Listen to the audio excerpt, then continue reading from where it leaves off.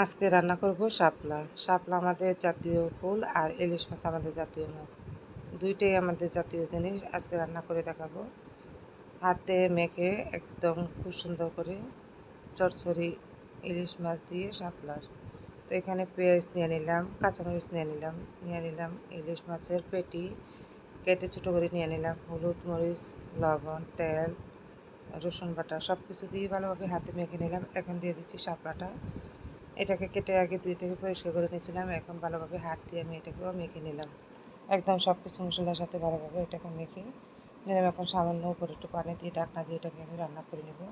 তো আপনারা চাইলে খুব সহজেই শাপলাটা রান্না করে খেতে পারেন। বছরে একবারে শাপলাটা খেতে খুবই ভালো লাগে। এটা চাইলে আপনারা যে কোনো বড়ো মাছ বা চিংড়ি মাছ দিয়েও রান্না করে খেতে পারেন বা ভাজি করেও খেতে পারেন। যার কাছে যেভাবে ভালো লাগে সেভাবেই খেতে পারেন। আর এটা বছরে একবার শাপলাটা বেশিরভাগই বাজারে দেখা যায়। তো একটা আনকমন তরকারি খুবই ভালো লাগে।